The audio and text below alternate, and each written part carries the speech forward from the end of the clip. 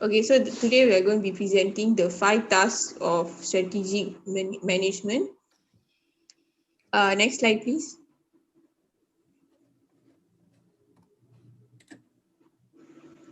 Okay, so the introduction. Basically, the strategic management process is more than just a set of rules to follow. It is a philosophical approach to business. Upper management must think strategically first, then apply that thought to a process. The strategic management process is best implemented when everyone within the business understands the strategy. So together there are 5 components that define what we say as a strategic management. Firstly is deciding what business the company will be in and forming a strategic vision of where the organization needs to be headed. In effect, setting the organization with a sense of purpose, providing long-term direction, and establishing a clear mission to be achieved. Second, converting the strategic vision and mission into measurable objectives and performance targets. Third, crafting a strategy to achieve the desired results.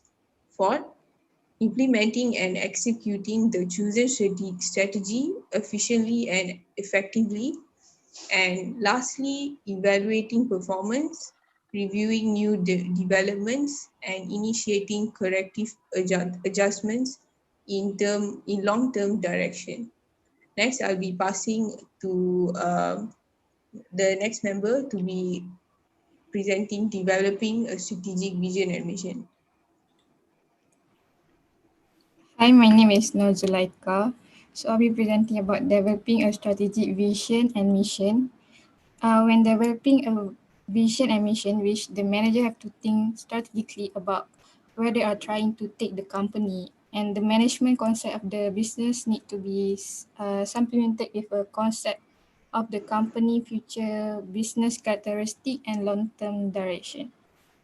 So for the mission, a company mission describes the overall purposes of the company, which is focuses on current business activities. It describes the company present capabilities, customer focus, and makeup. Next is it paint a picture of what the organization currently is and will be doing for the next 1 to 3 years. And for the vision related to where the company hope they will be going in future, which is concern a company future business scope. It is a view and conclusion to the long-term direction and future business scope. And it is a forward-thinking statement that should be fulfilled in the 5 to 10 years time frame. So by developing and communicating a business mission and strategic vision, management actually educate the workforce with a sense of purpose and persuasive reason for the company future direction. That's also I'll pass to the next presenter. Hello, I'm Iza and I'll be explaining about setting objective. The purpose of setting objective is to translate the strategic vision and mission into specific performance, which is result and outcome. There are 2 different types of objective that can be set. The first one is financial objective and the second one is strategic objective. The company's financial and strategic objective can include both short-term and long-term performance targets. The example of short-term is quarterly and annual objective, and the long-term example is target to be achieved in 2 or more years. Next, I will pass to Akmal and he will explain about 2 types of objective. Thank you, Iza. My name is Akmal. I'll be talking about the financial and strategic objectives. The first one is financial objective. Financial objectives are more towards the financial target that an organization set to reach, either it is a short-term or long-term goal. An example, the organization reaches a certain percent for the annual revenue, and the second one is a certain percent of annual increase in after tax profits. As for the strategic objectives, it focuses more on the outcomes that would strengthen that company's marketing standing. For this particular objective is that winning a certain percentage of the market share, achieving higher revenues than their competitors, being a market leader in terms of getting new or improved products to the market. That's all for me. I'll be giving my turn towards Marissa and Abid. Hi, my name is Marissa, and today Abid and I will be talking about crafting a strategy to achieve the objectives and vision. So basically, it is a combination of deliberate and purposeful actions. It is a needed reaction to unanticipated developments and fresh competitive pressures.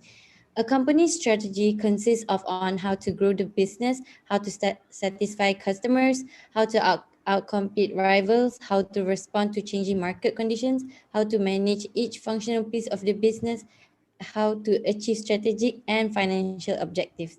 So now I'll be passing to Abi. Thank you. Hi. Other than that, company strategy also developing a strategic vision and mission, establishing objective, and deciding on a strategy are basic direction setting tasks.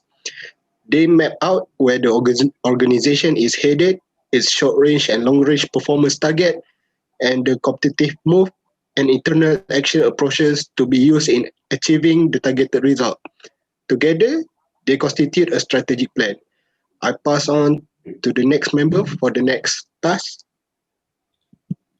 Hello, my name is Marwan, and I will be explaining the implementing and executing of the strategy. So according to a quick summary of Lawrence G. Rybniak's book, Making Strategy Work, executing the strategy is actually the hardest part of conducting business activities. And it is an administrative process. The following points, these points on the screen are the process of implementing an execution strategy. So the first part of the process is building an organization which is capable of carrying out strategy successfully. Second part is developing budgets that steer resources into those internal activities, which is critical to the strategic success. Establishing strategy supportive policies, motivating people in ways that stimulate them to pursue the target objectives energetically, and if need be, modifying their duties and job behavior to better fit the requirements of successful strategy execution. The fifth point is tying the reward structure to the achievement of targeted results. Sixth point is creating a company culture and work climate which is useful for success of the strategy implementation. Seventh point is installing internal support systems that enable company personnel to carry out their strategic roles effectively day in and day out. The eighth point, performing best practices and programs for continuous improvement. And the final point of the process is applying the internal leadership needed to drive implementation forward and to keep improving on how the strategy is being executed. Next, I will pass to Zuki for explaining the evaluation part. Hello, Izuki, and now we have come to the fifth and last part of the task of strategic management, which is evaluating performance and making corrective adjustments. Evaluating is a process where we examine a program or a project, whether it's a successful project or not successful project. So how to examine this, how to evaluate this project or program is by to collect information and data, and from the information and data collected, we then analyze to know the outcome of the strategy for the program and project. So there are two evaluation tools, which is quantitative and qualitative. Quantitative is when you gather data or information through questionnaires, and qualitative is where you gather information from, let's say, interviews. So based on this data and information that you have received from these two evaluation tools, the team members have to decide on what to do next. But it depends on what the outcome of the research is. If it turns out to be successful, then they can use the strategy to make the program and project. But if the strategy is not suitable for this project, then they have to do a rediscussion and proceed to do another strategy to make this program and project. So that is all from us. Thank you so much.